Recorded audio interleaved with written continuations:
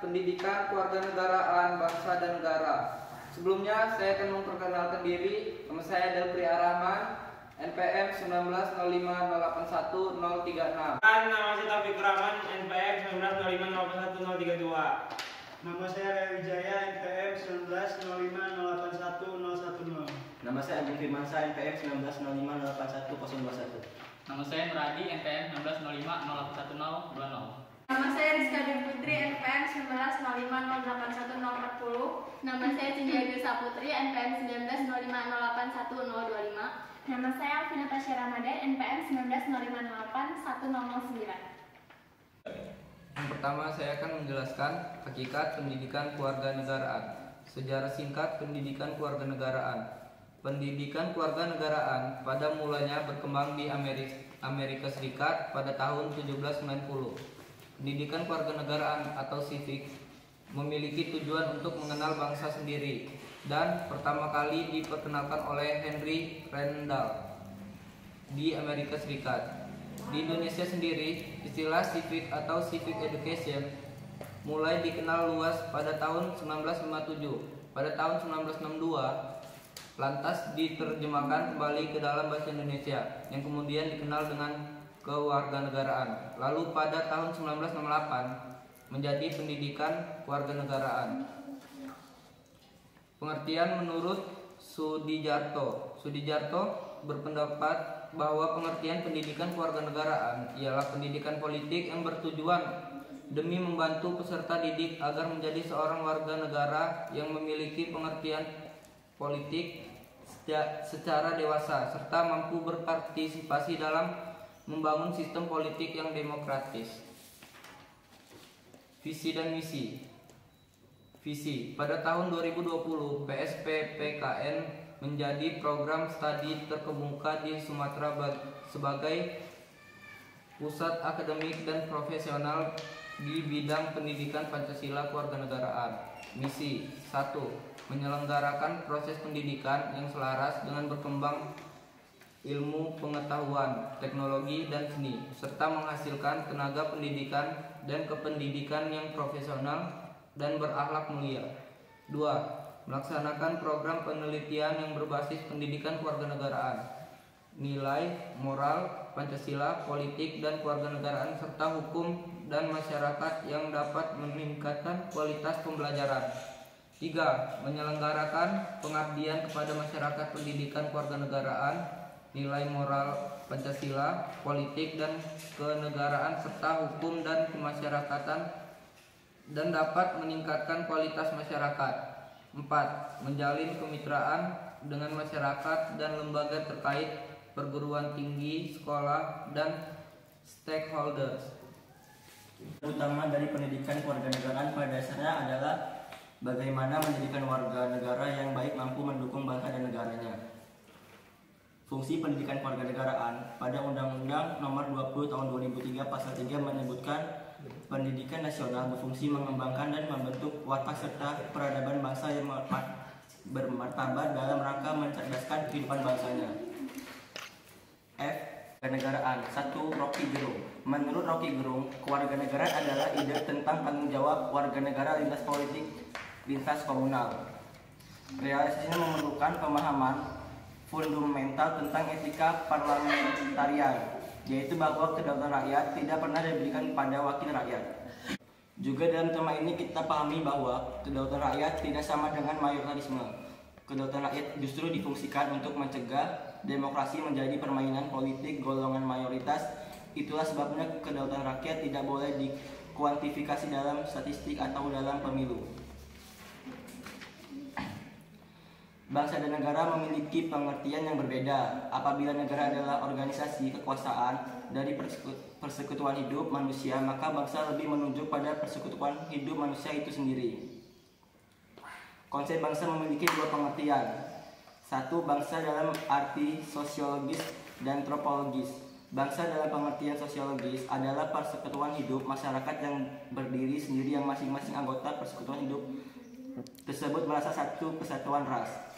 2. Bangsa dalam arti politis. Bangsa dalam arti politik adalah suatu masyarakat dalam suatu daerah yang sama dan mereka tunduk pada kedaulatan negaranya. Menurut Kamus Besar Bahasa Indonesia, negara mempunyai dua pengertian. Pertama, negara adalah organisasi di suatu wilayah yang mempunyai kekuasaan tertinggi yang sah dan ditaati rakyatnya. Kedua, negara adalah kelompok sosial yang menduduki wilayah atau daerah tertentu yang organisasi di bawah lembaga politik dan pemerintah yang efektif. Yang selanjutnya, unsur-unsur terbentuknya negara. Terdapat 4 unsur yang membentuk suatu negara, di mana unsur terbentuknya negara dibedakan menjadi 2 macam, yaitu unsur konstitutif dan unsur deklaratif. Unsur konstitutif adalah unsur yang harus ada di saat negara itu didirikan, sedangkan unsur deklaratif adalah unsur yang tidak harus ada di saat negara itu didirikan, tapi harus dipenuhi setelah negara itu didirikan. Unsur konstitutif terdiri dari wilayah. Wilayah merupakan daerah yang menjadi kekuasaan negara sekaligus menjadi tempat tinggal bagi rakyat. Batas wilayah dapat berupa batas alamiah, gunung, hutan, sungai. Batas buatan, yaitu pos penjagaan, kawat berduri, patok atau pagar tembok. Batas secara geografis, yaitu batas berdasarkan garis lintang dan garis bujur. Yang terakhir, batas perjanjian, yaitu batas wilayah ini dapat berupa konvensi, traktat, misalnya konvensi hukum laut internasional. Yang selanjutnya, rakyat dan penduduk. Rakyat adalah semua orang yang secara nyata berada dalam wilayah suatu negara yang tunduk dan patuh terhadap peraturan yang ada di negara tersebut. Penduduk adalah orang yang berdomisili secara tetap di dalam wilayah suatu negara dalam jangka waktu yang lama. Penduduk terdiri dari WNI dan WNA. Penduduk dibedakan menjadi warga negara dan bukan warga negara. Warga negara adalah orang yang secara sah menurut hukum menjadi warga negara, yaitu penduduk asli dan WNI keturunan asing. Yang selanjutnya, pemerintah yang berdaulat, yaitu suatu pemerintah yang mempunyai kekuasaan tertinggi untuk mengamankan, mempertahankan, mengatur, dan melancarkan tata cara penyelenggaraan pemerintah negara secara penuh. Yang kedua, unsur deklaratif. Contoh unsur deklaratif yaitu tujuan negara, undang-undang dasar, pengakuan dari negara lain, serta masuknya negara dalam perhimpunan bangsa-bangsa. C. Teori-teori asal mula negara. Asal mula terjadinya negara dilihat berdasarkan pendekatan teoritis ada beberapa macam, yaitu sebagai berikut. 1. Teori ketuhanan. Menurut teori ini terbentuk atas kehendak Tuhan. 2. Teori perjanjian. Teori ini berpendapat bahwa negara terbentuk karena antara sekelompok manusia yang tadinya masing-masing hidup sendiri-sendiri diadakan suatu perjanjian untuk mengadakan suatu organisasi yang dapat menyelenggarakan kehidupan bersama. 3. Teori kekuasaan. Kekuasaan adalah ciptaan mereka-mereka yang paling kuat dan berkuasa. 4. Teori kedaulatan. Setelah asal-usul negara itu jelas, maka orang-orang tertentu didaulat menjadi penguasa pemerintah. Teori kedaulatan ini meliputi teori kedaulatan Tuhan, yaitu kekuasaan tertinggi dalam negara berasal dari Tuhan. Teori kedaulatan hukum. Hukum merupakan sumber kedaulatan. Teori kedaulatan rakyat. Teori ini berpendapat bahwa rakyatlah yang berdaulat dan mewakili kekuasaannya kepada suatu badan, yaitu pemerintah. Teori kedaulatan negara. Teori ini berpendapat bahwa negara merupakan sumber kedaulatan negara. D. Sifat, tujuan, fungsi, dan unsur negara. Sifat negara. Menurut seorang pakar yang bernama Budiarjo, negara memiliki sifat-sifat ini yang merupakan hasil dari kedaulatan yang dimiliki oleh negara dan hanya ada pada sebuah negara saja. Sifat-sifat itu ialah sifat yang mengharuskan, monopoli, dan sifat yang menyatakan keseluruhan di antaranya adalah 1. Sifat mengharuskan. Negara memiliki sifat mengharuskan, yakni memiliki kekuasaan untuk menggunakan kekerasan fisik secara legal. 2. Sifat monopoli. Negara mempunyai sifat monopoli dalam menyatakan tujuan bersama warga masyarakat. 3. Sifat mencakup semua. Keseluruhan tata tertib dan perundang-undangan di sebuah negara berlaku atas semua orang tanpa pandangan ras ataupun agama. Selesai. Tujuan negara. Negara memiliki tujuan tertentu berdasarkan Undang-Undang 1945, yaitu 1. Melindungi segenap bangsa Indonesia dan seluruh tumpah darah Indonesia. 2. Memajukan kesejahteraan umum. 3. Mencerdaskan kehidupan bangsa. Dan 4. Melaksanakan ketertiban dunia berdasarkan perdamaian abadi dan keadilan sosial. 5. Menjamin kemerdekaan tiap-tiap penduduk memeluk agama dan kepercayaan. Fungsi negara. Fungsi dasar negara adalah mengatur untuk menciptakan law order dan untuk mencapai welfare untuk kesejahteraan. Dalam pandangan teori klasik tentang negara, peran negara membangun termasuk peran kesejahteraan mencakup 5 hal. Pertama, peran ekstraksi, yakni mengumpul sumber daya, misalnya memperoleh devisi dan ekspor. Eksploitasi sumber daya alam, menarik pajak warga, atau menggali pendapat asli daerah. Yang 1, mensejahterakan serta memakmurkan rakyat. Negara yang sukses dan maju adalah negara yang bias membuat masyarakat bahagia secara umum dari sisi ekonomi dan sosial kemasyarakatan. Melaksanakan ketertiban. Untuk menciptakan suasana dan lingkungan yang kondusif dan damai diperlukan memelihara ketertiban umum yang didukung penuh oleh masyarakat. 3, pertahanan dan keamanan.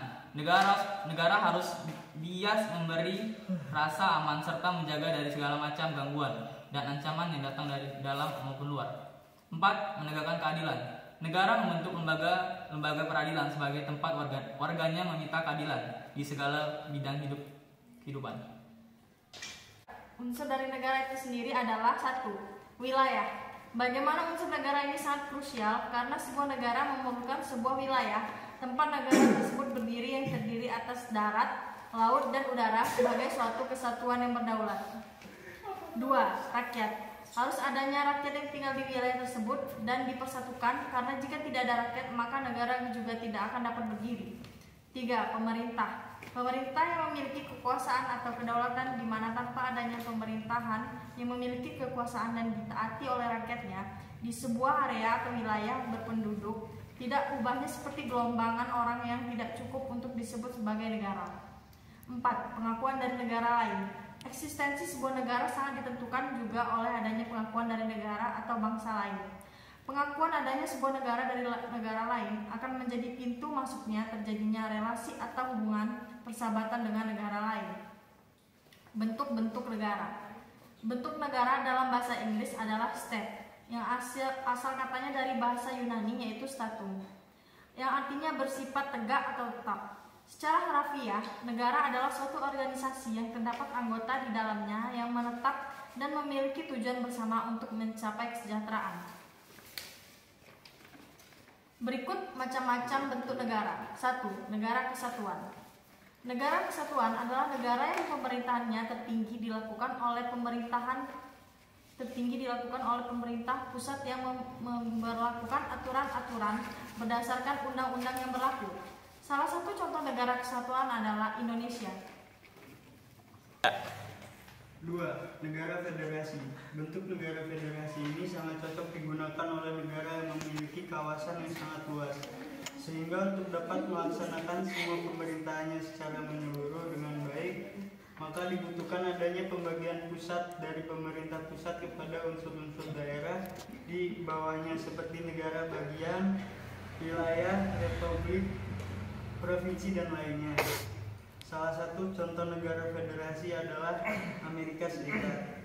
3, negara konfederasi. Bentuk negara ini adalah bentuk negara yang dibuat untuk permanen karena adanya perjanjian antara negara yang berkonfederasi untuk tujuan bersama, yaitu mempertahankan kedaulatan. 4, negara monarki. Negara monarki adalah bentuk negara yang pemerintahannya hanya dilakukan oleh satu orang saja. Hak dalam pemerintah negara dalam hal ini hanya dijalankan oleh satu orang yang ditunjuk tersebut tanpa ada hal lain yang bisa mengganggu-gugat. 5, negara oligarki. Biasanya dalam negara oligarki yang memerintah berasal dari kelompok yang disebut sebagai kelompok feudal. 6, negara demokrasi. Dibanding dengan 2 bentuk negara sebelumnya, maka negara demokrasi ini adalah negara yang lebih sering kita dengar. Karena Indonesia setidaknya juga menganut sistem demokrasi. Negara demokrasi adalah negara di mana kekuasaan pemerintahannya sepenuhnya berada di tangan rakyat atas mengadilkan pemerintah sesuai dengan keinginan mayoritas rakyat. 7, negara pluralis. Negara yang tidak mandiri, berlanggam liberal dan hanya bertindak sebagai penyaring dari berbagai interest group, sehingga setiap kebijaksanaan yang dikeluarkannya bukanlah atas inisiatif negara. 8, negara Marxis. Negara yang tidak mandiri tetapi juga tidak demokratis. Segala kebijaksanaan dibuat dibuatnya bukanlah atas inisiatif negara, tetapi dibuat atas inisiatif dan bentuk kepentingan kelas yang berkuasa. 9. Negara organis, negara yang mandiri, berlanggam otoriter meskipun secara teoretis dikatakan bahwa negara bertujuan menjamin kepentingan umum. 10. Negara korporatis, negara yang juga mandiri tetapi secara formal masih aktif melakukan konsultasi dengan wakil rakyat.